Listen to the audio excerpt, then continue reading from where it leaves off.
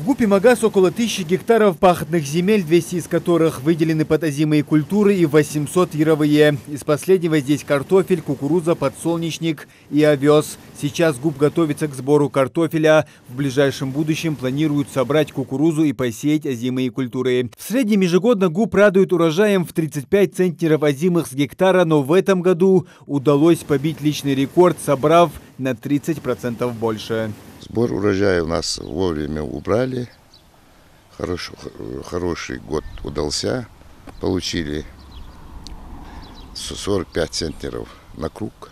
Благодаря слаженной работе и своевременной подкормке удобрениями сотрудники ГУПа смогли обеспечить запас на 800 тонн пшеницы. На этой отметке они не планируют останавливаться. Уже с середины сентября здесь засеят 200 гектаров пшеницы и 100 гектаров ячменя. А чтобы зима для семян прошла безвредно, поля обрабатывают удобрениями. Подкормкой послужат азотные смеси горбамид и аммиачная селитра. Они позволят в разы увеличить урожай зерновых культур, также положительно скажутся на его качестве, повышая в нем содержание белка и клейковины. Материалы для планируемых работ в наличии и с поставкой проблем нет.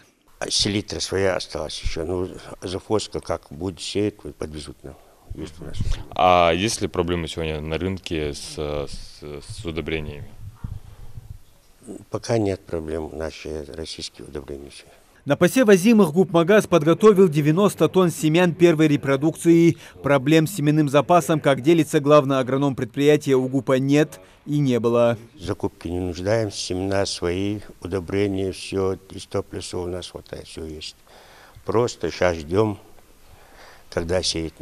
Все у нас есть. Санкции как-то затронули ГУП? Нет, мы не чувствуем этого. Ни санкций, ничего не. Семена, если свои есть, удобрения российские, все, там топливо, все есть. Рекордный объем озимых в этом году собрали и в ГУПе Нестеровская. Вместо привычных 30 центнеров с гектара урожай в этом году составил более 40 центнеров. В 21-м унитарном предприятии было высажено яровых культур на площади более 1500 гектаров. Большая часть из них – это рапс, ячмень, пшеница и горчица. Весь собранный урожай держат в специальных хранилищах. Собранный урожай в ГУПе Нестеровская хранится в 10 ангарах. В этом первом находятся семенные запасы. Рапс, овес, пшеница, ячмень и горчица. Семена этих культур размещены на площади около 10 тысяч квадратных метров. Сейчас пшеница сорта Баграт проходит процесс протравливания от болезней и насекомых. Протравливание – один из экономичных и экологически чистых методов по защите растений от болезней и вредителей. Это позволяет уничтожить не только наружные, но и внутренние инфекции растительного происхождения, а также вредителей. С середины сентября аграрии планируют начать сев яровых. Всего под пашни отведено свыше 2200 гектаров земли.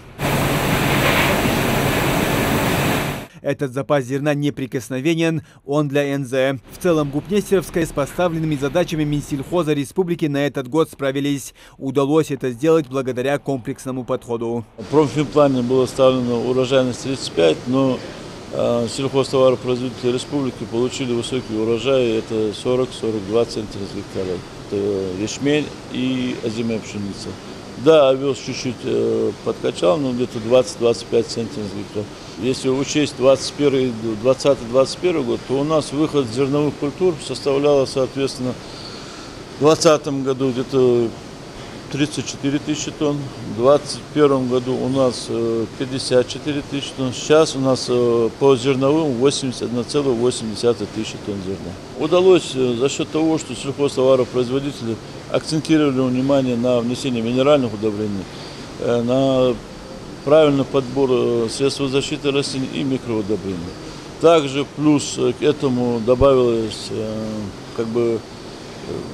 вдогонку еще и погодные условия благоприятные были, то есть необходимую фазу были дождевые дни и, соответственно, в фазе налива зерна, в фазе образования колоса и налива зерна были благоприятные погодные условия. В Ингушетии также завершили работы по внесению республиканских сельхозпроизводителей зерна в Федеральную государственную информационную систему «Зерно». ФГИС предназначена для прослеживания партий зерна и продуктов его переработки. Система обеспечивает прозрачность рынка, равные конкурентные условия для всех участников, а также показывает, какой вклад вносят регионы России в обеспечение продовольственной безопасности страны. Минсельхозом России поставлена была задача 134 сельхозтоваропроизводителей в республике завести в эту программу «Гиззерно» по перечню, которую они нам предоставили. Мы эту программу выполнили на 100%. Сегодня формируется, помимо того, что сельхозтоваропроизводители зарегистрированы в этой программе, они должны еще туда завести объемы реализуемых продукции зерна. Что это значит? Это значит, что любой сельхозтоваропроизводитель, который реализует зерно, он должен проводить реализацию через эту программу. Иначе реализация зерна не будет. То есть будет запрет. Полученное зерно полностью сдали на анализ, сейчас должны получить результаты. После этого результаты будем реализовать зерно населению и также предприятиям, организациям, что заинтересован этим. Пока на сегодняшний день у нас ничего не реализовано, мы формируем партию, до 1 сентября должны были получить, но сейчас сегодня-завтра получим результаты, после этого начнем реализацию зерна. Также нужно отметить, что участие в Гиззерно дает возможность сельхозтоваропроизводителям рассчитывать на помощь государства в части возмещения затрат. На реализацию своей продукции аграрии смогут получать субсидии. Муслим Ганиев, Адам Гулоев, Новости 24.